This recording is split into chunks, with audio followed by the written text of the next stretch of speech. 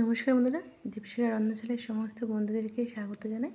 তো আজকে নিরামিষ খিচুড়ি বানাবো। এর জন্য 3 রকমের ডাল, মাশরুম, আলু, টমেটো, আদা, কাঁচা লঙ্কা আর চাল লাগছে।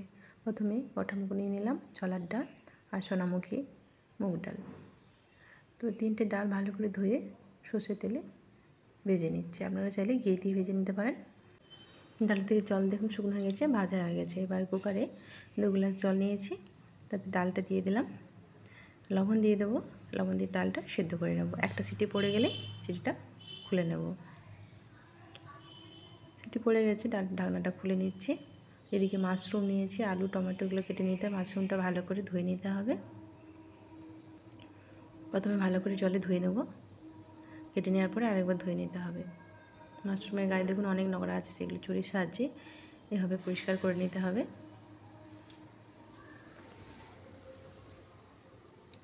নিরামিষ খিচুড়িটা কিন্তু খুব ভালোই লাগে। আমি বাড়িতে এইভাবে মাঝে মাঝে বানাই মাশরুম দিয়ে। বাড়ির ছেলেরা খুব পছন্দ করে, বাচ্চারা। হেলদি এবং টেস্টিও হয়, পুষ্টিকর। খিচুড়ি তো মানে খুব ভালো, সবাই জানে, সকলের ক্ষেত্রেই খুব সমস্ত রকমের সবজিও দিতে পারেন আরও। তো আজকে শুধু মাশরুম আলু টমেটো দিয়েই করব।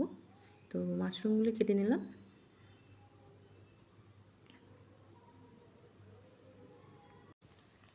মাশরুমগুলো 4 টুকরো করে নিলাম। এর থেকে বেশি ছোটো করা যাবে না, মুখে লাগবে না, বোঝা যাবে না, খিচুড়ির সাথে ঘাঁটা হয়ে যাবে। তো এবার জলে আরেকবার ধুয়ে নিচ্ছি। যেটুকু নোংরা আছে সেটুকু পুরো বেরিয়ে যাবে। ভালো করে ধুয়ে বাটিতে আমি নিয়ে নিচ্ছি। এবার চালটা ধুয়ে নিচ্ছি।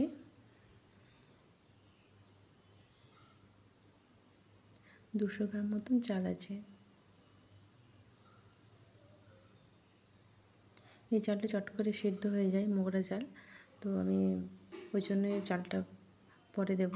এদিকে আলুগুলো, একটা আলু নিয়েছি, আলুটা ছোটো ছোটো কিউব সাইজ করে নিলাম। টমেটো কুচি নিয়েছি, গোটা গরম মশলা, ফ্রোজেন মটর নিয়েছি, আদা গ্রেট করে নিয়েছি, কাঁচা লঙ্কা, একটু হিং আর তেজপাতা নিয়েছি। আলুতে লবণ হলুদ মাখাইনি, তো ওই জন্য সর্ষের তেলে আগে লবণ দিয়ে দিলাম আলু দেওয়ার সাথে সাথে। আর কিন্তু গায়ের দিকে তেলটা ছিটকে আসবে না। এবার হলুদ দিয়ে দিলাম।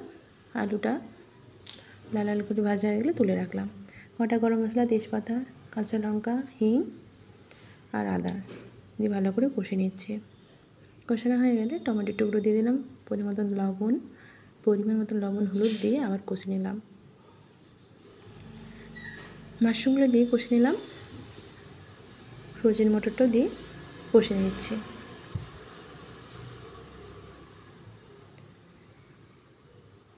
কাশ্মীরি রেড চিলি পাউডার দিয়ে দিলাম 1 চামচ মতন।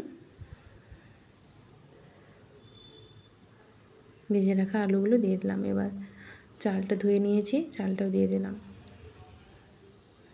এখানে কোনো অন্য জল ব্যবহার করব না। এখানে যে ডালটা সেদ্ধ করেছিলাম তাতে সেই ডালটারই জলটা অনেকটা আছে, সেই জলটা দিয়ে এই চালটাকে সেদ্ধ করে নেব। এদিকেও টেস্টটা খুব ভালো হবে। সেই ডালেরই জলটা দিয়ে দিচ্ছি। পরে ডালটা মেশাবো, আগে জলটা দিয়ে দিলাম। ঢাকা দিয়ে দেবো। এবার ঢাকা দিয়ে সেদ্ধ করে নেব।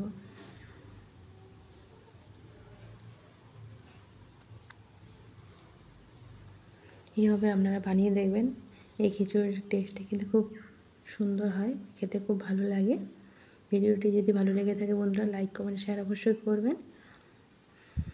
আর দেখুন আঁচটার, গ্যাসের আঁচ কিন্তু একদম লোতে আছে। চালটা প্রায় সেদ্ধ হয়ে এসছে। এই সময় যে সেদ্ধ করা ডালটা আছে সেই ডালটা দিয়ে দিচ্ছি। ডালটাকে কিন্তু একদম গলিয়ে দিইনি, একটা সিটি মেরে সিটিটা পড়ার পরে সিটিটা খুলে নিয়েছি। পরিমাণ এবার 1 চামচ চিনি দিয়ে দিলাম। চিনিটা অপশনাল, চিনিটা দিতেও পারেন, না দিলেও কোনো অসুবিধা নেই। তো একটু মিষ্টি হলে ভালো লাগে মনে হয় খিচুড়িতে, তো সেই জন্য একটু 1 চামচ চিনি দিয়ে দিলাম। আর উপর থেকে ফোড়ন করবো, এই জন্য ঘিতে গোটা ধনে, গোটা জিরে, শুকনো লঙ্কা, টমেটো টুকরো, একটু কাশ্মীরি লঙ্কা গুঁড়ো, একটু শুকনো লঙ্কা একটু ভেজে করে দিয়ে দিচ্ছি। খিচুড়িটা হয়ে গেছে, নামানোর আগে এটা দিয়ে নামিয়ে নিচ্ছি। এভাবে করে দেখতে পারেন। তো আপনারা ভালো থাকুন, সুস্থ থাকুন। আমি আবার অন্য কোনো রেসিপি নিয়ে টাটা বন্ধুরা।